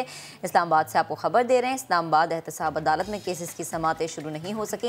एहतसाब अदालतों का अमला भी अंधेरे में काम करने पर बात करेंगे अपने नुमाइंदे सोहेल रशीद से। सोहेल, कोई बैकअप नहीं है इनके पास? फैसल यहाँ पर कोई बैकअप मौजूद नहीं है। ये जो जुडिशल कॉम्प्लेक्स है इसमें अक्सर इंतजामी मसाइल का सामना रहता है और कई बार हमने देखा कि यहाँ ऐसी बिजली बंद होती है। आज भी 2 घंटे से ज्यादा का वक्त गुजर चुका है, यहाँ बिजली बंद है, जिसकी वजह से समातें मुतासर हो रही हैं। इस जुडिशल कॉम्प्लेक्स में 3 एहतसाब अदालतें, इंतसाबी दहशतगर्दी की 2 अदालतें, उसके अलावा FIA की खसूसी अदालतें भी मौजूद हैं यहाँ पर, लेकिन बिजली 2 घंटे से यहाँ पर बंद है, जिसकी वजह से समातें मुतासर हो रही हैं। आज अहम केसेस की समात भी यहाँ पर होने की, साझेदार के खिलाफ आमदन से ज्यादा असासों के केस पर समाप्ति, उसके अलावा मुख्तलिफ केसेस थे जो आज मुकर्रर थे, लेकिन अभी तक अंधेरे में ही अमला काम करने पर मजबूर है। ऐसा कई बार यहाँ पर सामने आ चुका है, लेकिन चूंकि इस इमारत का कंट्रोल किसी के जिम्मे नहीं है, इसलिए यहाँ पर सहूलियात का फुकदान पाया जाता है और बिजली के मसाइल हमेशा की तरह आज एक बार फिर यहाँ पर ये सामने आया है। बहुत शुक्रिया आपका। एक और अहम मामला, लापता अफराद से मुतालिक केसेस की समाअत हुई। अदालत ने रिमार्क्स दिए हैं, लापता अफराद कहाँ हैं, बाजियाब कराया जाए। लापता अफराद की बाजियाबी में क्या पेशरफ्त हुई? सिंध हाई कोर्ट ने वफाकी सेक्रेटरी दाखिला सिंध और IG सिंध को नोटिस जारी कर दिया है। तो लापता अफराद से मुतालिक केसेस की समाअत, वफाकी सेक्रेटरी दाखिला IG सिंध को नोटिस जारी कर दिए हैं। वफाकी और सूबाई हुकूमतों से लापता अफराद से मुतालिक रिपोर्ट तलब कर ली गई हैं। लापता अफराद कहाँ है, बाजियाब कराया जाए, अदालत का इस्तफसार। लापता अफराद की बाजियाबी में क्या पेशरफ्त हुई है, अदालत की जानिब से ये इस्तफसार किया गया है। एक और खबर है, वजीर आला पंजाब बगैर प्रोटोकॉल लाहौर के दौरे पर निकल पड़े। वजीर आला ने खुद गाड़ी ड्राइव की और शहर में सफाई की सूरत हाल का जायजा लिया। यह मनाजिर देख सकते हैं, अरे रात के मनाजिर जब वजीर आला निकले थे और उन्होंने देखा कि क्या क्या माहौल है, क्या क्या हालात हैं। तो मोहसिन बिलाल से पूछते थे। मोहसिन बताइए। जी बिल्कुल, वज़ीर आला पंजाब गुड गवर्नेंस के हवाले से आजकल काफ़ी ज़्यादा मुतहरिक है और यही वजह है कि उन्होंने रात के लाहौर के मुख्तलिफ जो इलाके हैं उनका हंगामी दौरा किया और जो ड्राइव है वो भी खुद ही की। बाद मकामात ऐसे थे जहाँ पर जो सफाई के नाक़िस इंतजाम थे, इस पर जिला इंतजामिया पर वज़ीर आला पंजाब सरदार उस्मान मुख्तार काफ़ी ज़्यादा बरहम हुए और हदायत जारी की कि ज़ीरो टॉलरेंस होगी, जहाँ भी इंतजामी गफलत पाई जाएगी उसके खिलाफ सख्त एक्शन लिया जाएगा। सफाई लाहौर में यकीनी बनाई जाए और जहाँ जहाँ गंदगी के ढेर हैं उसे फौरी तौर पर उठाया जाए। जो अवान वज़ीर आला के ज़राए हैं उनका ये भी कहना है कि वज़ीर आला पंजाब की जानिब से बताया जा रहा है कि अब एक शेड्यूल भी तरतीब किया गया है कि वो सुबह के औकात में भी अचानक लाहौर के हंगामी दौरे किया करेंगे। सही है मोहसिन, आपका बेहद शुक्रिया। एक और खबर है, समा की खबर का असर हो गया है। खैबर पख्तूनख्वा हुकूमत का तदरीसी कुतब में गलतियों का एतराफ़। किताबों में मजीद गलतियों की निशानदही के लिए textbook board review committee तश्कील दे दी गई है। याद है कि हमारे ही प्रोग्राम में हमने उस नन्हे से इंटेलिजेंट से बच्चे को बुलाया था जिसने इंतहाई संगीन गलतियों की निशानदही की। मैथमेटिक्स और दीगर किताबों में बात करेंगे राम यूसुफ़ज़ई से। जी राम बताइए। जी बिल्कुल, ये 24 सितंबर को समा टीवी ने खबर चलाई थी जिसमें 6ठी क्लास और 8वीं क्लास की रियाजी की बुक्स में ना सिर्फ ग्रामर की गलतियां बल्कि मैथ के अपने ही सवालात में बहुत कई गलतियां की निशानदेही की गई थी, जिस पर खैबर पख्तूनख्वा हुकूमत ने नोटिस दिया है और टेक्स्ट बुक बोर्ड को एक रिव्यू कमेटी तश्कील देने का क्या है, जिसमें 25 अफराद जो कि सब्जेक्ट स्पेशलिस्ट होंगे वो शामिल है और उनके एक कोऑर्डिनेटर को शामिल किया गया है। ये कमेटी जो है कमेटी तश्कील दी गई है। रहम, आपका बेहद शुक्रिया। कराची में स्ट्रीट क्राइम की वारदातें बढ़ने लगी हैं, डकैतियां भी बढ़ रही हैं। कहां कहां क्या क्या कुछ हुआ है, बात करने के अपने नुमाइंदे शाहनवाज कादरी से। शाहनवाज कादरी बताइए। देखिए फैसल, जैसे कि आपने कहा कि स्ट्रीट क्राइम जो है बढ़ता जा रहा है, तो बिल्कुल ऐसा ही है कि वारदातें जो हैं थमने का नाम नहीं ले रही हैं और अब ना शहरी घर के अंदर महफूज है, ना ही बाहर मौजूद है जो महफूज है, ना ही बैंक ATM में मौजूद है और ना ही शॉपिंग के दौरान जो है महफूज है। ये 17 अक्टूबर का ये वाक़या है जब एक बादराबाद के अंदर एक डकैती की वारदात हुई है। बहुत बड़ा स्टोर है, जाना माना स्टोर है, वहाँ पर 7 मुसल्लह मुलजमान की जानिब से लूटमार की गई। 7 मुलजमान में 5 मुलजमान के पास असला मौजूद था। उन्होंने सिक्योरिटी गार्ड को काबू किया और 2 कैश काउंटर से जो है 9,85,000 रुपये लूट कर वहाँ से फरार हो गए। और एक ऐसा ही वाक़या बल्दिया में भी पेश आया। ये वाक़या भी 17 तारीख को ही पेश आया था जब एक नाई की दुकान के अंदर जो है शहरियों को लूटा गया। 2 मुलजमान आए और उन्होंने वहाँ से लूट मार की और बआसानी फरार हो गए। और ये गुज़िश्ता रात की मैं आपको बात बताऊँ कि सिविल लाइन में ATM को तोड़ने की भी कोशिश की गई है, जो खैर नाकाम तो हो गई है, लेकिन इससे आपको अंदाज़ा होता है कि शहर में स्ट्रीट क्राइम कितना बढ़ गया है। गुज़िश्ता दिनों एक रिपोर्ट भी मैंने तैयार की थी जिसमें बताया गया था कि 59,000 वारदातें 9 माह के दौरान जो है अब तक रिपोर्ट हो चुकी है। शाहनवाज बेहद शुक्रिया। कराची की सूरत हाल आप बता। मसला संगीन कराची का ये भी है कि ये बढ़ती जाती है वारदातें, लेकिन फैसल रिपोर्ट आती है कि सब अच्छा है। अभी ब्रेक लेते हैं, ब्रेक के बाद दोबारा हाजिर होंगे और आपको गवादर लिए चलेंगे।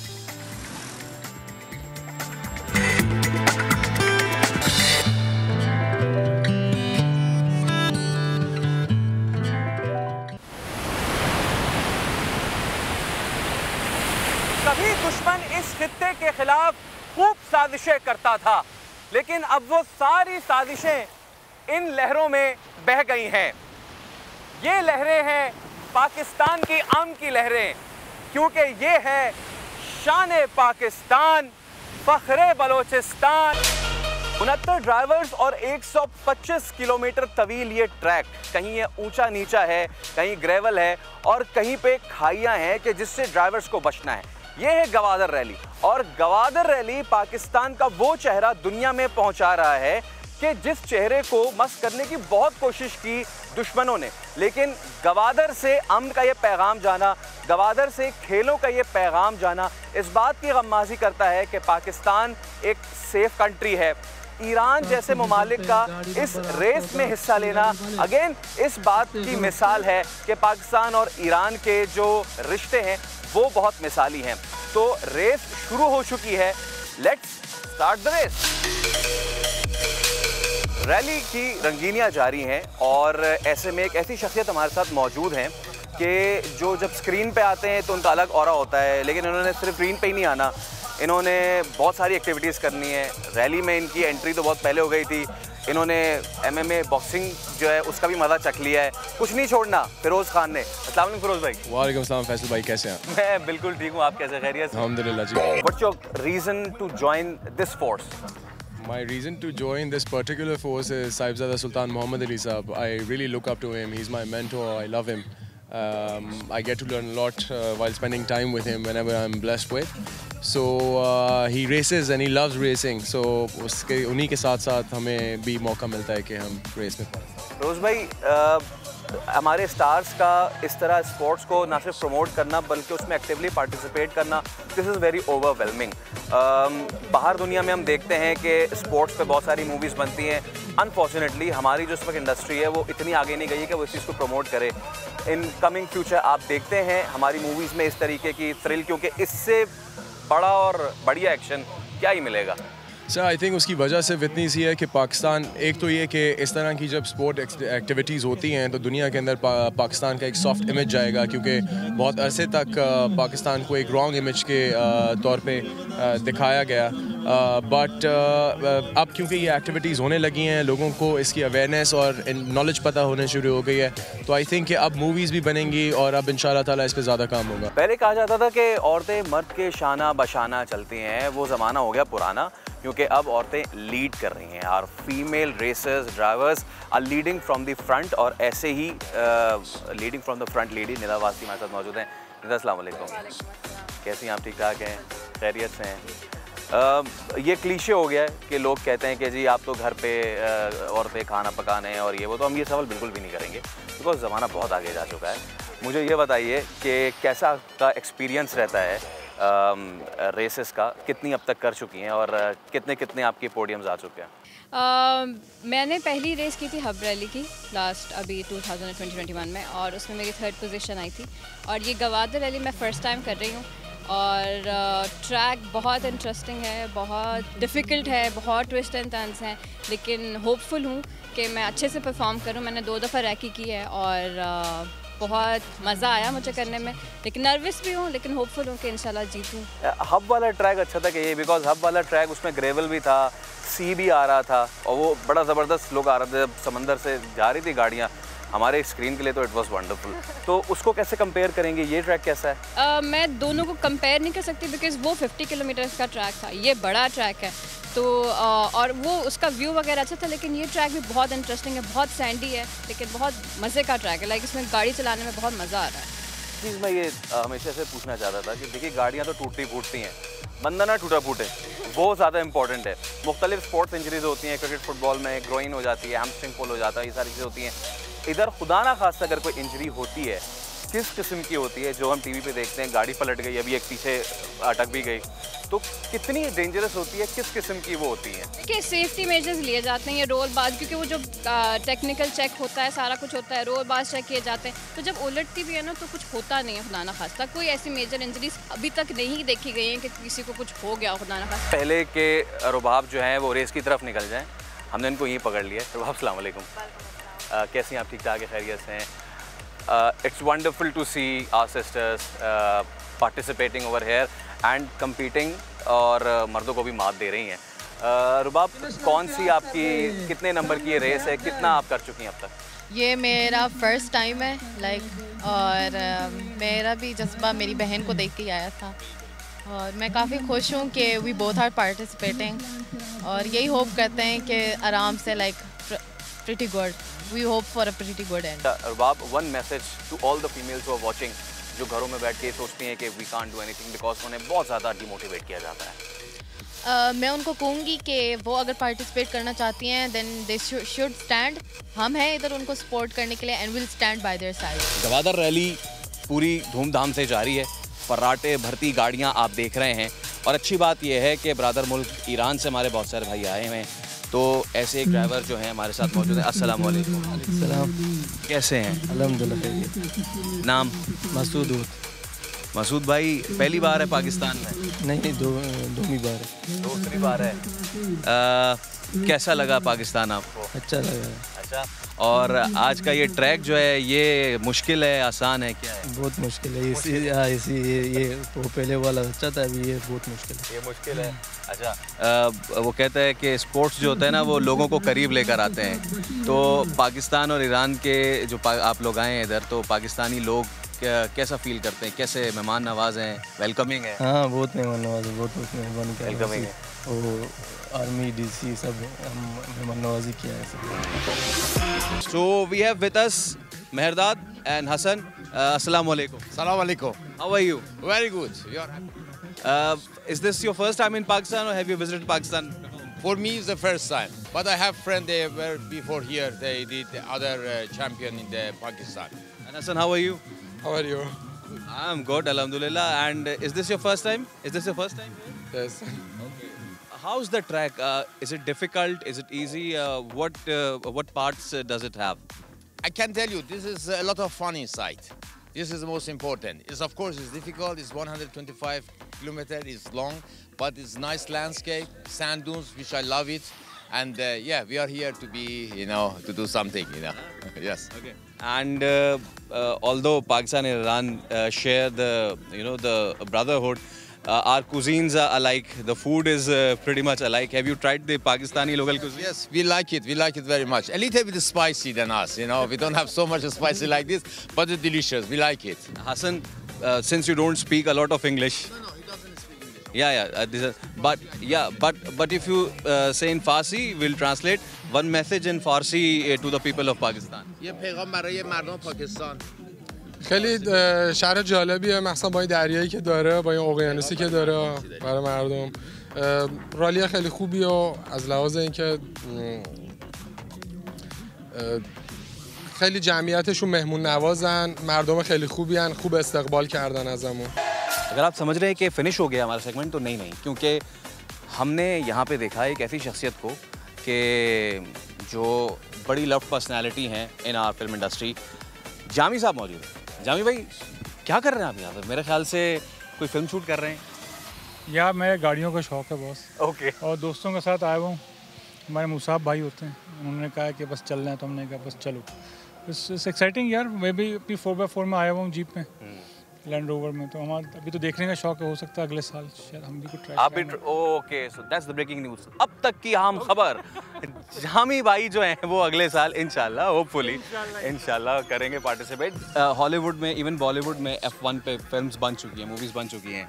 नियर फ्यूचर में क्या हम देख सकते हैं कि इस सब्जेक्ट पे भी मूवीज़ बनना शुरू? यार क्यों नहीं बन सकती यार, हर चीज़ क्यों नहीं बना रहे? अभी तो सिंपल फिल्म ही बनाना बंद हो गई। ये लोग क्या बोलूँ, ये हमारी इंडस्ट्री के कुछ बड़े लोग हैं, वो समझ रहे थे कि इस तरह करेंगे तो फिल्म बनती हैं, चलती हैं, और नहीं चल पाई। अब देखें, अब चाहे कोविड है, जो भी है, वो सभी थोड़ा रुक गया, या मैं कहूँगा कोलैप्स हो गया, जो भी है, अल्लाह जाने क्या हुआ। लेकिन ना हमें हमारी फिल्मों को सही तरह चलने दिया, ना अपनी फिल्म बना पाए। तो यस, मैं तो कहूँगी अभी इतनी थ्रिलिंग चीज़ है, आप कुछ भी करेंगे थ्रिलिंग ही होगी। क्योंकि मूविंग एक्शन है, चीज़ें हैं, और बस ये सोच की बात है। हम लोग एक्चुअली बॉलीवुड से इतने इंस्पायर्ड होते हैं ना, वो अभी तक हम लोग 90s में ही फंसे हुए हैं। सलमान खान चलता हुआ आएगा स्लो मोशन में, भाई हो गया सलमान खान, अब कुछ और पे आ जाए, हो रहा है दुनिया में काम। स्टोरीज पे आ जाएं, खासतौर पे हमारे ड्रामास तो मशहूर हैं स्टोरीज के लिए। ठीक है, thank you so much Jami भाई। It was a pleasure talking to you and hope to see you in our studio soon. Rally में बहुत सारे लोग आए हुए हैं और एक और शख्सियत को हमने पकड़ा है बड़ी मुश्किल से, क्योंकि इधर से उधर ये भाग रहे थे अपना कैमरा लेके। When the name comes Yukhanu, instantly the YouTube record breaking things comes in your mind. तो युखानू कहाँ पहाड़ों पे घूम रहे हैं और कहाँ, यहाँ कैसे, यहाँ क्या करना है भाई? सर जितने भी मैं नॉर्थ की ट्रिप्स मारता हूँ, तो यहाँ वाले दोस्त कहते हैं यार आपने साउथ को बुला दिया, तो मैंने कहा ज़रा वो हिसाब किताब पूरा कर लें। So I have been to Cholistan rally, लेकिन गवादर रैली मेरा पहली बार आए हूँ with my wife. She is enjoying herself. Beach भी है यहाँ पे, डिफरेंट टेरेन्स है, एंड द व्यूज़, और उसके साथ साथ वेदर में, इस वेदर में कैंपिंग हमने जो है ना बीच पे की है, पहाड़ों में कैंपिंग की है, पहली बार बीच पे कैंपिंग की है। ओह वाह, ज़बरदस्त। ना सिर्फ यहाँ पे डेवलपमेंट हो रही है, बट टूरिस्ट हब भी बन रहा है and this sports rally Iranians है, तो क्या कहेंगे आप, कितना अच्छा है यार ये? मैं जो है ना यहाँ पे पहले आया था 2018 में फॉरेनर्स के साथ यहाँ दिखाने के लिए, जब उनको दिखा रहे थे कहते यार कुछ भी नहीं है यहाँ पे, कुछ नहीं बनना वगैरह। So we took a tour, उधर पोर्ट पे भी हम गए। अब जो इस वक्त हम आ रहे थे रात को तो सोसाइटीज़ भी डेवलप हो गई थी, रात को लाइट्स थी, प्रॉपर रोड्स थी। लाइक यार डेवलप हो रहा है यहाँ पे, मतलब प्लॉट शॉट खरीद लेना चाहिए, हमें भी यहाँ पे शिफ्ट हो जाना चाहिए। तो युहानो हमारे साथ मौजूद थे और ऐसे बहुत सारे लोग हैं गवादर रैली में आए हुए हैं, और वो तमाम तर लोग जो पाकिस्तान के ख़िलाफ़ और गवादर के ख़िलाफ़ साजिशें कर रहे थे, वो देख लें कि ना सिर्फ यहाँ पे इस तरह के लोग आए हैं, ना सिर्फ यहाँ पे रेस हो रही है, ना सिर्फ यहाँ पे टूरिस्ट स्पॉट्स क्रिएट हो रहे हैं, बल्कि ईरान से हमारे ब्रदर जो हैं वो यहाँ पर आए हैं और रेस में हिस्सा ले रहे हैं। आज का शो आपने देखा, कैसा लगा हमें ज़रूर बताइएगा, और टाइम मिले तो गवादर जाइएगा। कल आपसे मिलेंगे। अल्लाह हाफ़िज़। अल्लाह हाफ़िज़।